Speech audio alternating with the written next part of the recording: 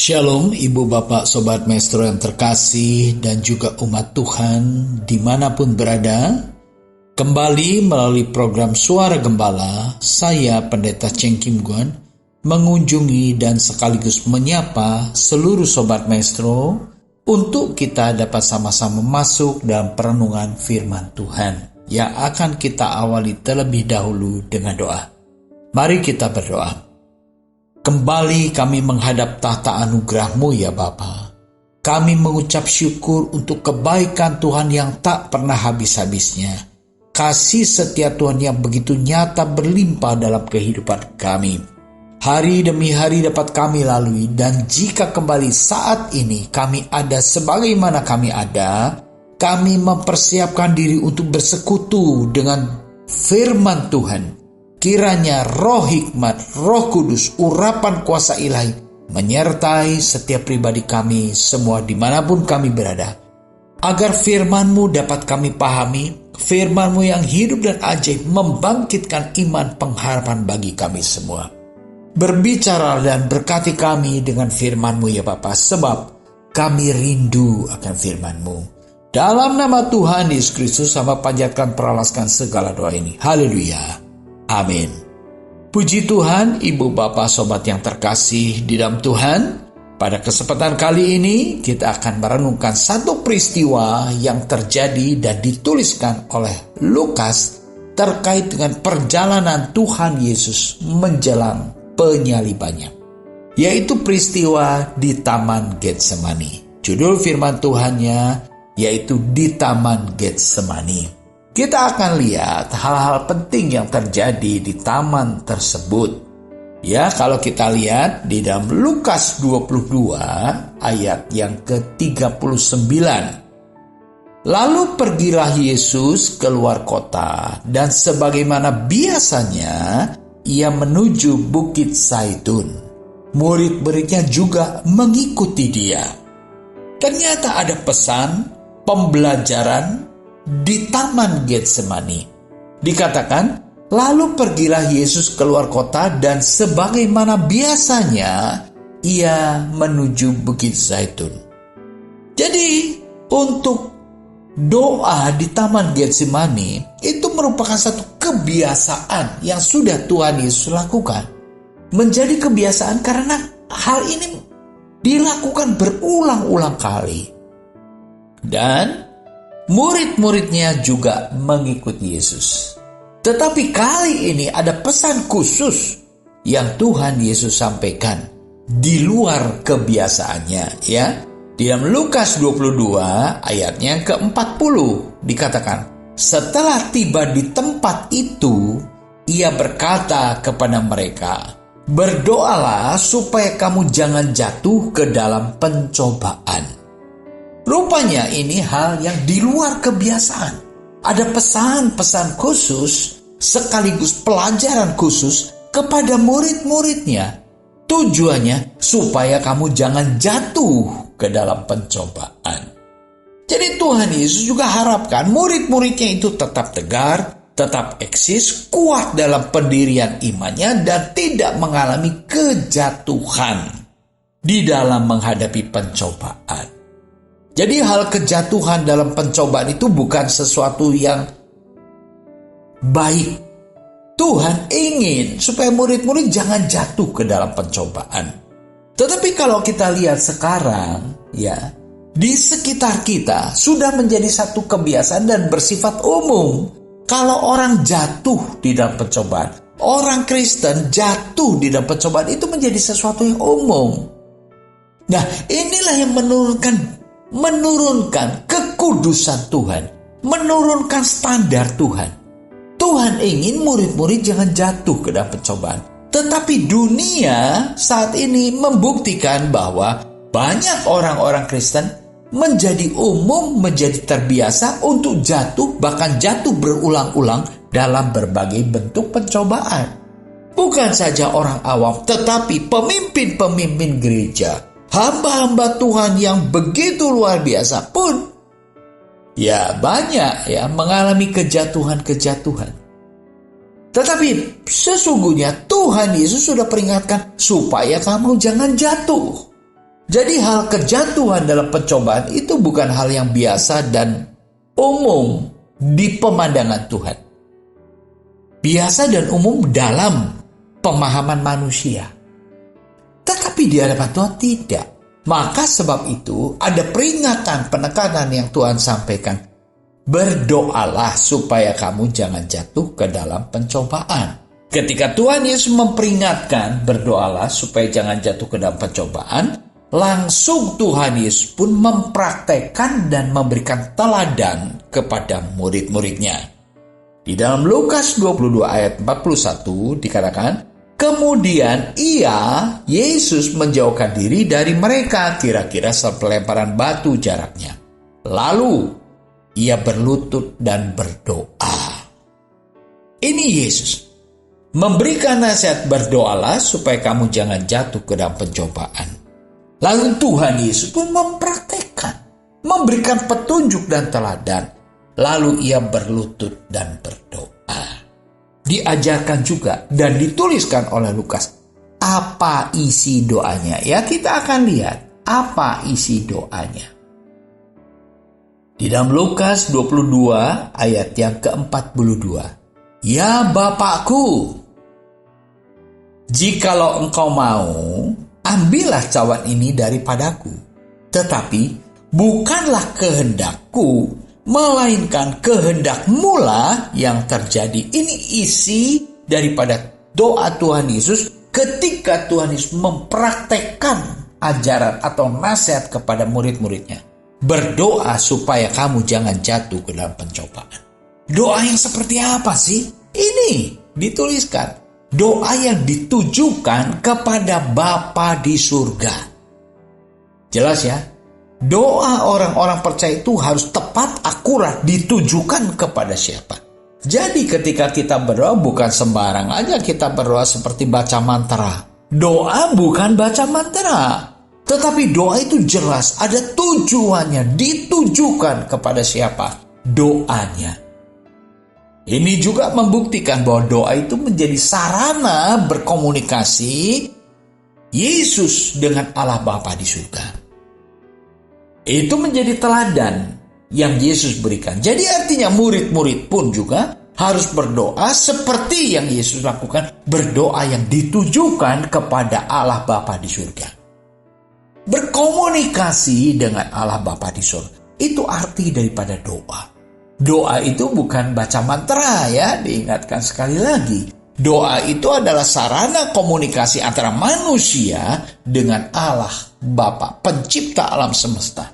Dengan Allah Bapa, sumber segala sesuatu. Dengan Allah Bapa yang penuh kasih dan sumber segala kehidupan. Ini doa yang benar. Doa ditujukan kepada Bapa. Doa yang benar adalah doa ketika mengutarakan pendapat, mengutarakan keinginannya, tidak mengedepankan kepentingannya sendiri. Ini perhatikan. Di dalam isi doanya, jikalau engkau mau, ambillah cawan ini daripadaku. Ini ungkapan pernyataan daripada Tuhan Yesus terkait dalam doanya. Jikalau engkau mau ya Tuhan, ya Allah Bapa, ambillah cawan ini daripadaku. Keinginan Tuhan Yesus agar cawan penderitaan itu diambil. Cawan penderitaan itu dilewatkan. Cawan penderitaan itu dilalukan. Itu keinginan daripada Tuhan Yesus. Tetapi keinginannya diletakkan di bawah kedaulatan Tuhan. Nah, ini pembelajaran makna doa yang benar. Yaitu apa? Tetapi bukanlah kehendakku, melainkan kehendak-Mu yang terjadi. Ini Yesus loh yang berdoa. Memberikan contoh bagi murid-muridnya dan bagi kita semua. Jadi kalau kita berdoa, boleh gak kita mengutarakan keinginan kita? Boleh.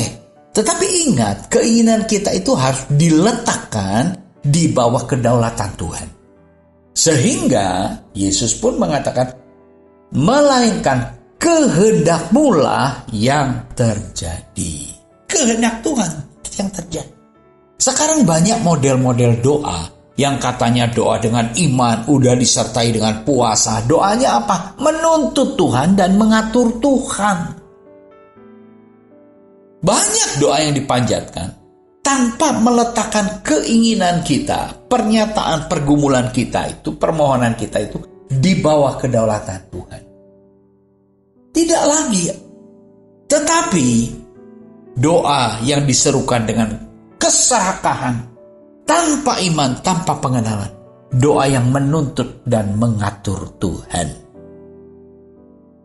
Pada kesempatan kali ini, kita belajar berdoa yang benar itu seperti bagaimana, supaya kita jangan jatuh ke dalam pencobaan. Ketika kita mengedepankan keinginan kita di atas kedaulatan Tuhan, itu artinya kita sedang dalam pencobaan. Kita sedang mengedepankan keinginan kita di atas kedaulatan Tuhan. Ya, maka tidak heran kita seringkali jatuh ke dalam berbagai macam jenis pencobaan. Kenapa? Karena kita mengikuti keinginan kita. Banyak bukan? Kalau kita renungkan, apa masalah yang sedang terjadi sekarang ini? Akibat daripada kesalahan kita di masa lalu.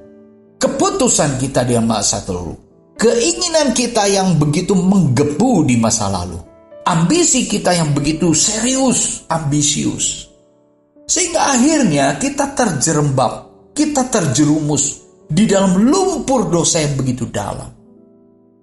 Nah inilah, supaya kita jangan jatuh ke dalam pencobaan, kita serahkan keinginan kita di dalam kedaulatan Allah. Kita harus mengutamakan kehendak Allah yang terjadi di dalam kehidupan kita, bukan keinginan kita. Ketika kita mengedepankan keinginan kita, di sanalah kita sedang dalam pencobaan. Dan pada saatnya nanti kita akan sadar betapa dalamnya kita sudah jatuh. Karena ketika kita mengikuti keinginan kita, kita akan terjerembab dalam dosa. Ini ajaran yang Tuhan Yesus lakukan. Ketika Yesus memanjatkan doa yang benar ditujukan kepada Allah dan menghormati kedaulatan Allah, meletakkan keinginannya di bawah kedaulatan Allah, di sana ada pertolongan Tuhan. Di sana ada kekuatan dan kuasa doa. Lukas 22 ayat 43. Dikatakan, maka seorang malaikat dari langit menampakkan diri kepadanya, kepada Yesus untuk memberi kekuatan kepadanya. Nah ini, kuasa doa dan kekuatan doa.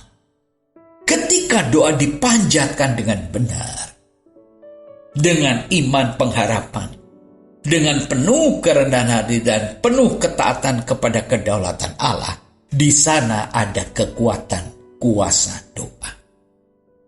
Karena dituliskan, maka seorang malaikat dari langit menampakkan diri kepada Yesus, kepadanya. Untuk apa? Memberi kekuatan kepadanya. Kalau dipikir, Yesus kok perlu kekuatan? Ya, dalam hal ini, teladan yang diberikan Yesus sebagai teladan kemanusiaan. Yesus sebagai manusia, ya betul. Tetapi dia juga Allah. Yesus mengalami kelemahan. Yesus perlu dikuatkan. Karena manusiawinya. Tetapi dia Allah. Buktinya apa? Tidak bisa berbuat dosa. Ini pribadi Yesus. Kita harus selalu mengingat ya. Ada teladan-teladan dan ajaran yang Yesus lakukan.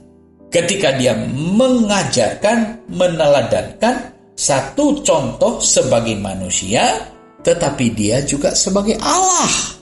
Nah ini yang diajarkan dan diterangkan kepada murid-murid sebagai manusianya.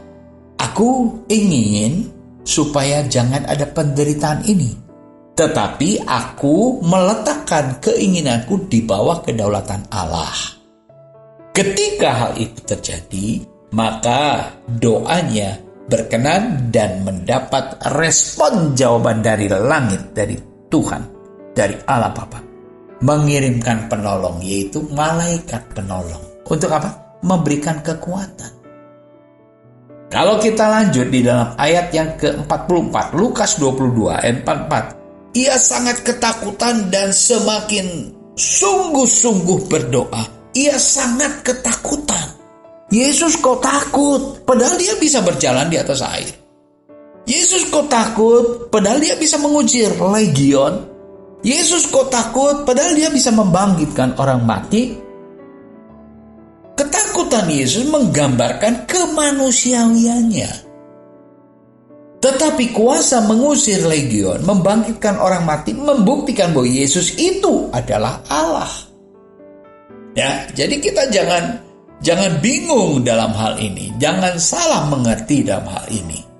Dikatakan ia sangat ketakutan dan semakin sungguh-sungguh berdoa. Ketika kemanusiawiannya ditekan oleh perasaan takut, apa yang dia lakukan? Ia sungguh-sungguh berdoa. Ini contoh pembelajaran bagi kita semua yang adalah manusia. Ketika kita menghadapi tekanan, ketika kita menghadapi pergumulan, kegelisahan, ketakutan, kita harusnya makin bersungguh-sungguh di dalam doa. Bukan makin lari menjauh dari Tuhan, makin lari panik mencari keselamatan dengan caranya sendiri. Tetapi apa yang harus kita lakukan? Makin sungguh-sungguh berdoa. Supaya kita tidak jatuh dalam pencobaan. Ini teladan yang Tuhan Yesus berikan. Menjelang perjalanan menuju penyalibannya. Kan kita ini sedang mempersiapkan ya untuk peringatan-peringatan Jumat Agung, untuk Paskah, ada perayaan-perayaan mungkin yang kita sedang persiapkan. Ya ini yang Tuhan Yesus sedang lakukan. Dia mendapat kekuatan-kekuatan dari kuasa doanya. Dari sebab itu, Ibu Bapak Saudara terkasih, ketika kita mengalami ketakutan, kegelisahan, kekhawatiran, apapun yang kita sedang hadapi dan alami dan hadapi. Mungkin kita juga sedang mengalami kesehatan yang terganggu. Sudah divonis penyakitnya tidak akan sembuh. Bahkan umur hidupnya tinggal beberapa hari, beberapa bulan saja. Apapun yang terjadi, makin kita sungguh-sungguh berseru kepada Tuhan. Agar Tuhan menyatakan mujizat, pertolongan kuasanya sebagai jawaban atas seru doa kita. Puji syukur kepada Tuhan. Nah, kita akan lihat bagaimana respon murid-muridnya saat itu. Lukas 22 ayat yang ke-45. Lalu ia bangkit dari doanya dan kembali kepada murid-muridnya.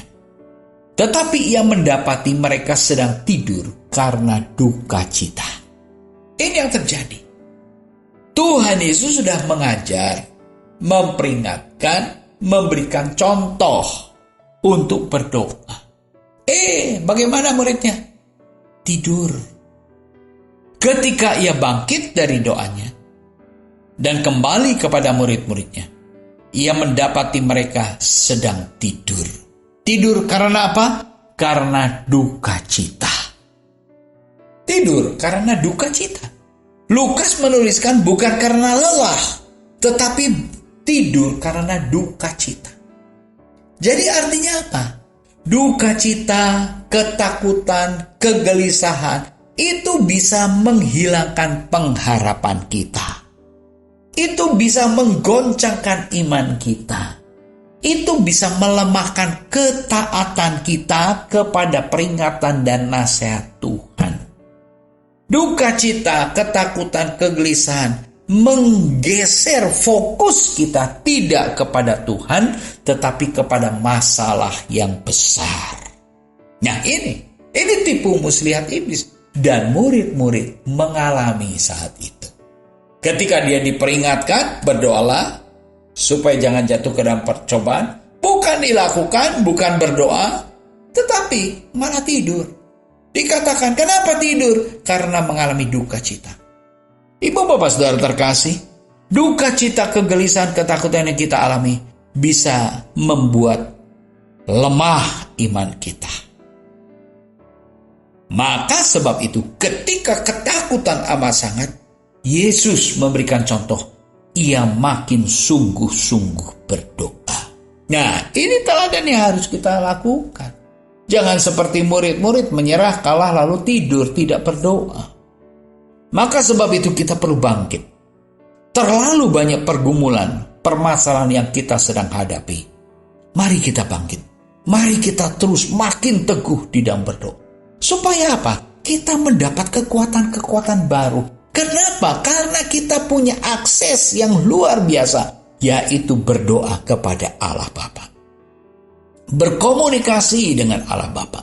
Kalau kita berkomunikasi dengan seseorang lewat handphone, lewat gadget kita, itu sangat terbatas dikendalikan dengan kuota kita. Dengan paket kuota kita. Apakah masih ada atau tidak? Kalau paketnya sudah habis, terputuslah. Artinya harus bayar. Tetapi kalau kita berdoa kepada Bapa di surga, tidak bayar dengan materi, tetapi bayar dengan iman. Puji juga kepada Tuhan. Doa yang benar. Mari kita membangun doa yang benar. Lalu apa yang Tuhan Yesus katakan di dalam Lukas 22 ayat yang ke-46 katanya? Kepada mereka, mengapa kamu tidur? Ini pertanyaan. Sekaligus teguran. Mengapa kamu tidur? Mungkin saat ini juga seolah-olah pesan Tuhan bertanya kepada setiap pribadi kita. Mengapa kamu tidur secara rohani? Mengapa kamu tidak berharap? Mengapa kamu tidak mengutamakan aku? Bukankah aku adalah Bapakmu yang bertahta dalam surga? Bukankah engkau tahu dan pernah mengalami banyak pertolongan mujizat yang telah kunyatakan kepadamu? Tetapi mengapa engkau saat ini tertidur? Mari bangun. Mari kita bangun secara rohani. Perlu mengadakan kebangunan rohani. Di saat-saat seperti ini. Ini yang Tuhan Yesus sedang ajarkan terkait dengan pelajaran dan nasihat di Taman Getsemani. Peristiwa ini mungkin sudah ratusan kali ya kita dengar ya.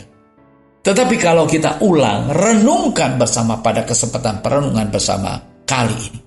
Biarlah Ibu Bapak Saudara, pesan-pesan ini kembali membangkitkan gairah iman pengharapan kita kepada Tuhan. Tidak ada yang mustahil bagi Dia. Apapun keadaan yang kita sedang alami, bagi Dia tidak ada perkara yang mustahil. Berdoa dengan iman, dengan pengharapan yang sungguh-sungguh. Maka di sana kita dapat mengalami kuasa daripada doa itu. Doa itu adalah kuasa. Doa itu besar kuasanya jika dipanjatkan dengan sungguh-sungguh. Doa yang benar, besar kuasanya. Doa yang dipanjatkan oleh orang benar, doa yang dipanjatkan dengan cara yang benar, akan menuai kuasa yang besar. Puji syukur kepada Tuhan. Biarlah Ibu Bapak Saudara terkasih, peringatan peristiwa di Taman Getsemani menjelang perjalanan Yesus ke kayu salib itu menjadi peringatan, menjadi nasihat, menjadi wasiat bagi kita semua. Ada pesan Tuhan secara khusus supaya kita jangan jatuh ke dalam pencobaan, tapi bangkit dari pencobaan. Mari kita menang atas pencobaan, yaitu berdoa dan berjagalah, supaya kita jangan jatuh ke dalam pencobaan. Puji syukur kepada Tuhan. Ibu, Bapak, Sobat Maestro, umat Tuhan dimanapun berada, biarlah perenungan bersama kita pada kesempatan kali ini menjadi berkat, menjadi kekuatan, menjadi kebangkitan rohani bagi kita semua. Puji Tuhan. Mari kita berdoa. Terima kasih Tuhan untuk beberapa ayat firman-Mu yang kami renungkan bersama pada kesempatan kali ini. Hamba-Mu berhenti bicara tetapi firman-Mu hidup. Roh Kudus yang akan berbicara kepada setiap pribadi, umat Tuhan dimanapun berada, Sobat Maestro dimanapun berada. Tuhan jamah, kuatkan, teguhkan pengharapannya. Sebab kuasa doa mengalahkan seluruh pergumulan kehidupan kami. Bersama Tuhan kami melakukan perkara yang besar, sebab di hadapan Tuhan tidak ada perkara yang mustahil. Terima kasih untuk berkat firman-Mu, terima kasih untuk kekuatan dan kegerakan baru yang Tuhan anugerahkan bagi kami semua. Dalam nama Tuhan Yesus Kristus, hamba panjatkan peralaskan segala doa ini. Haleluya. Amin. Puji Tuhan. Shalom Ibu Bapak Sobat Maestro terkasih dimanapun berada. Tuhan Yesus memberkati kita semua. Amin.